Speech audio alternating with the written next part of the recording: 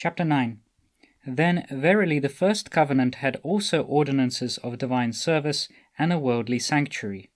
For there was a tabernacle made, the first wherein was the candlestick, and the table, and the showbread, which is called the sanctuary. And after the second veil, the tabernacle which is called the holiest of all, which had the golden censer, and the ark of the covenant overlaid round about with gold, wherein was the golden pot that had manna, and Aaron's rod that budded, and the tables of the covenant. And over it the cherubims of glory shadowing the mercy seat, of which we cannot now speak particularly. Now, when these things were thus ordained, the priests went always into the first tabernacle, accomplishing the service of God, but into the second went the high priest alone, once every year, not without blood, which he offered for himself and for the errors of the people.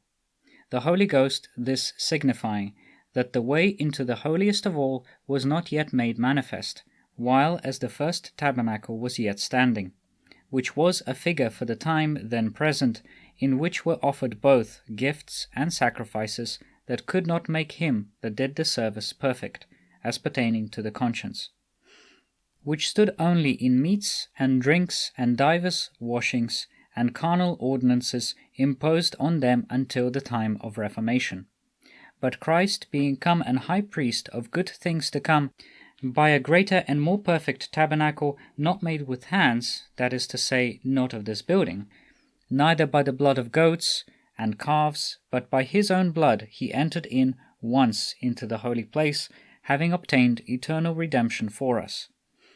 For if the blood of bulls and of goats and the ashes of an heifer, sprinkling the unclean, sanctifieth to the purifying of the flesh, how much more shall the blood of Christ, who through the eternal Spirit offered himself without spot to God, purge your conscience from dead works to serve the living God? And for this cause he is the mediator of the New Testament, that by means of death, for the redemption of the transgressions that were under the first testament, they which are called might receive the promise of eternal inheritance. For where a testament is, there must also of necessity be the death of the testator. For a testament is of force after men are dead, otherwise it is of no strength at all, while the testator liveth. Whereupon neither the first testament was dedicated without blood. For when Moses had spoken every precept to all the people according to the law, he took the blood of calves and of goats, with water and scarlet wool, and hyssop, and sprinkled both the book and all the people, saying, This is the blood of the testament which God hath enjoined unto you. Moreover, he sprinkled with blood both the tabernacle and all the vessels of the ministry. And almost all things are by the law purged with blood, and without shedding of blood is no remission. It was therefore necessary that the patents of things in the heavens should be purified with these, but the heavenly things themselves with better sacrifices than these. For Christ is not entered into the holy places made with hands, which are the figures of the true, but into heaven itself, now to appear in the presence of God for us. Nor yet that he should offer himself often, as the high priest entereth into the holy place every year with blood of others, for then must he often have suffered since the foundation of the world.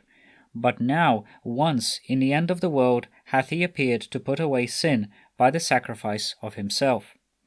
And as it is appointed unto men once to die, but after this the judgment, so Christ was once offered to bear the sins of many, and unto them that look for him shall he appear the second time without sin unto salvation.